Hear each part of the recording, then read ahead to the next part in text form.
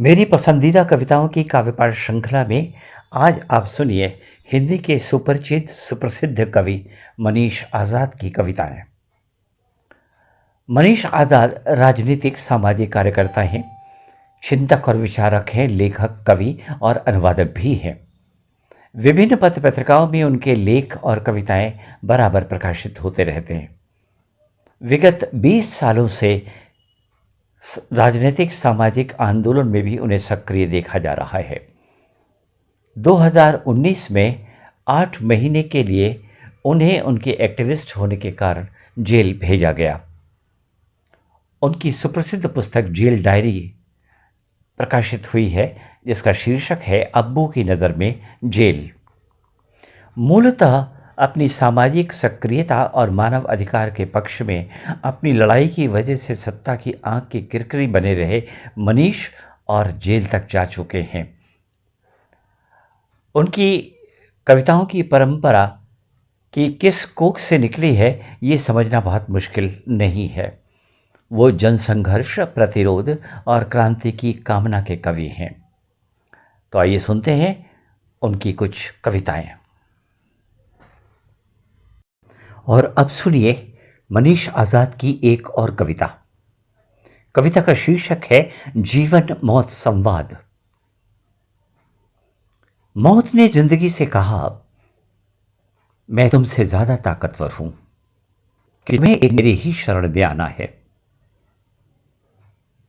जिंदगी ने उत्तर दिया, मैं हूं तो फूल है, बच्चे हैं, रंग बिरंगी चिड़ियां हैं और प्रेम है। मैं हूं तो धरती आबाद है। अब मौत की बारी थी। जिनकी तुम बातें कर रही हो, उनकी कितनी बार मैं कब्र बिछा चुका हूं,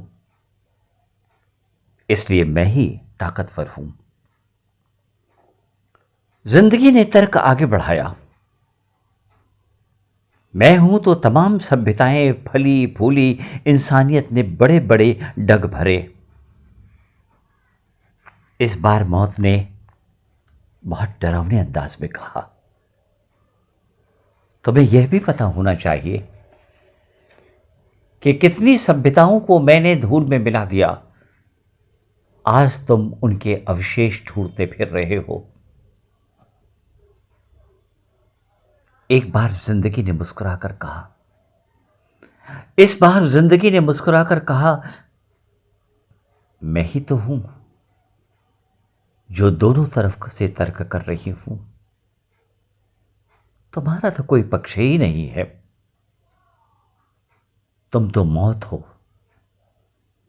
सिर्फ ठंडी मौत। तुम तो मौत हो, सिर्फ ठंडी मौत। और अब सुनिए मनीष आज़ाद की एक और कविता। कविता का शीर्षक है हिंदू राष्ट्र के फासिल्स। कल को जब हिंदू राष्ट्र के फासिल्स तलाशे जाएंगे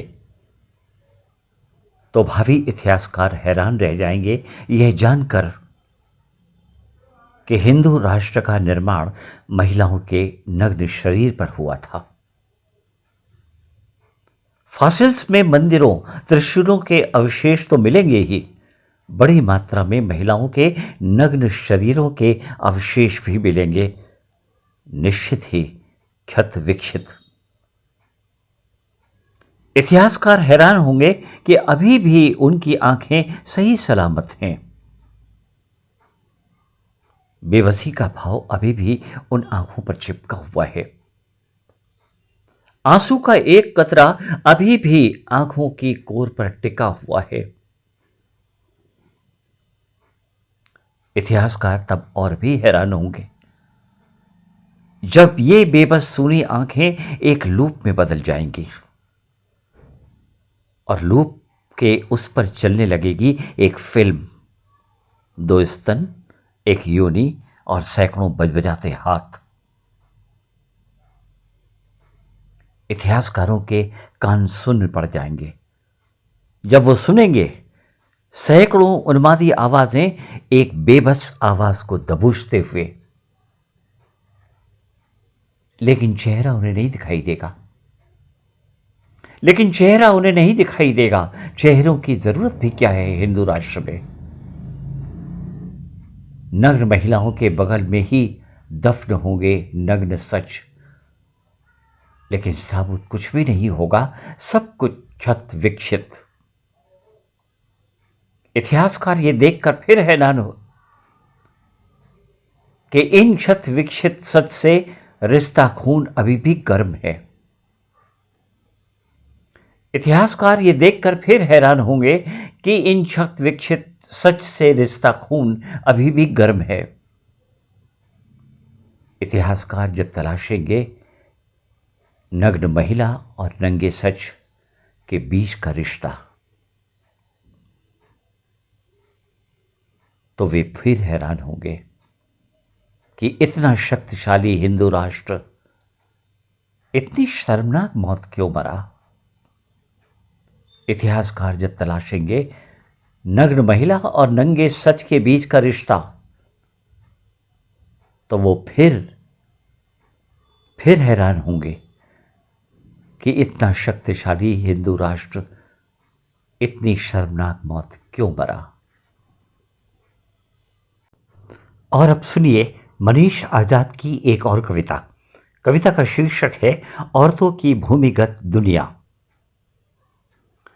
सभी सत्ताओं की तरह पुरुषों की सत्ता के नीचे भी एक भूमिगत दुनिया होती है।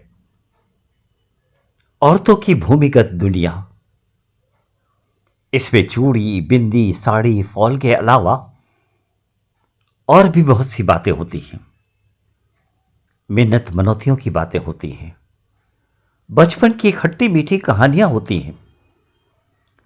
पुरुषों की आहट पाते ही ये भूमिगत दुनिया भंग हो जाती है और औरतें अपने सदियों पुराने काम पर लौट जाती हैं। औरतों की इस भूमिगत दुनिया में अधूरे अरमानों, अधूरे सपनों की बातें होती हैं। इस भूमिगत दुनिया में स्वेटर के साथ साथ सपने भी बुने जाते हैं।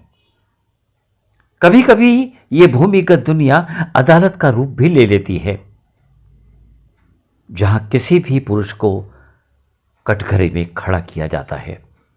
उनके देखने की नजर का यहां एक्सरे किया जाता है और साहसी निर्णय सुनाए जाते हैं।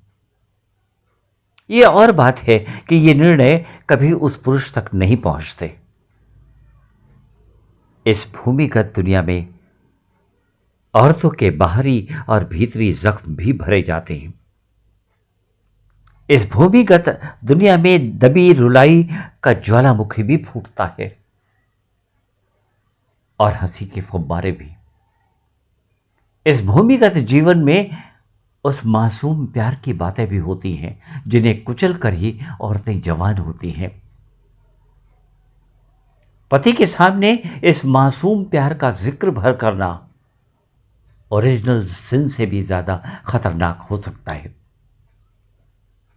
कुल मिलाकर ये भूमिगत जीवन औरतों के सांस लेने की जगह होती है।